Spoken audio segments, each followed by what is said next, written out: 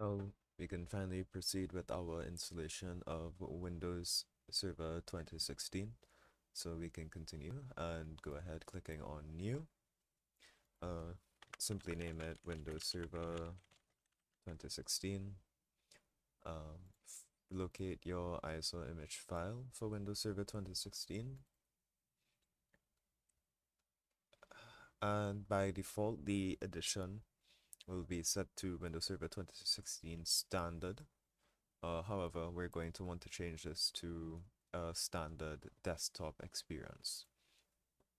This is because if we choose the default option, which is just standard, as we boot the operating system, it will give us the command prompt, and we won't really be able to get past the command prompt.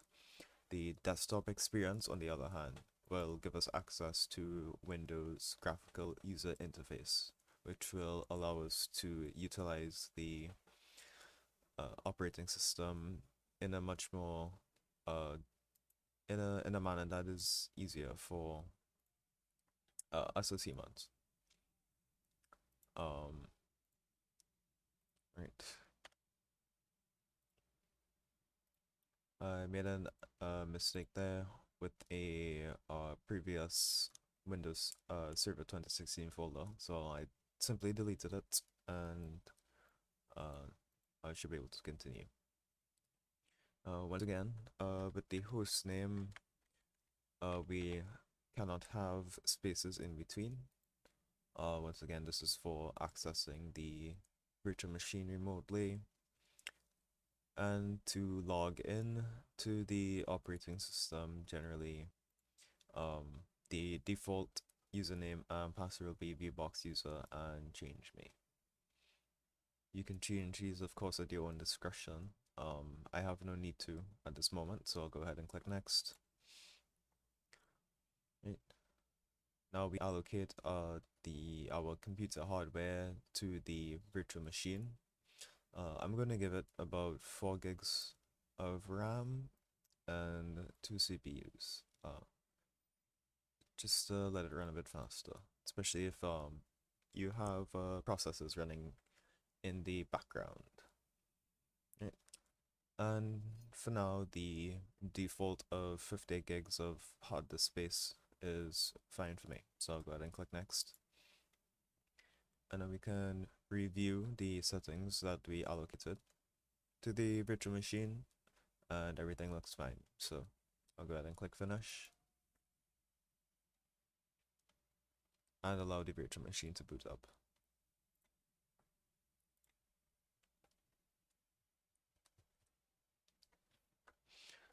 Now, as usual, on first boot up, the operating system will take some time to install all of the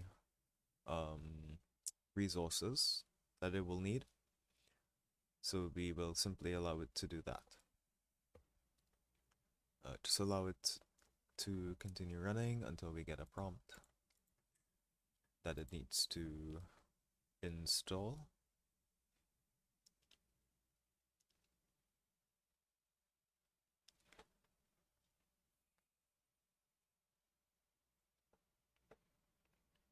Right now, as I said, the virtual machine will take a bit of time. The virtual machine and the operating system will take a bit of time before we get some feedback from it, and which we have now gotten. So we will let the operating system get all the files that it needs and simply wait for it to do so. And now that the operating system has finished installing, we are immediately granted access to it. After a couple seconds, the server manager will pop up, and here we can configure any of the settings of the server as needed. Now, usually, when you are powering off the machine, you will get a prompt the next time that you open it. So let's try booting it up again.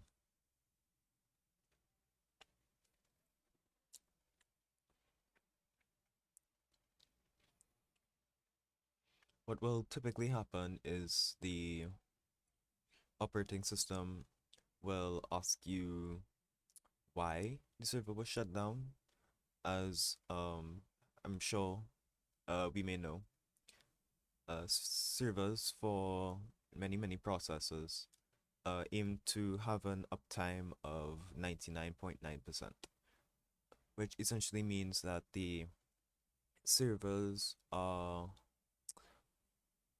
mm, how to say,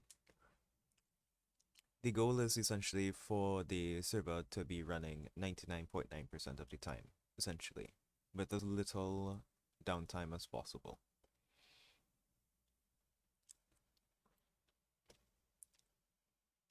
Right. And as you see here, the shutdown event tracker. This is what I was referring to. And these are for us to fill out at our own discretion. If so needed, that is.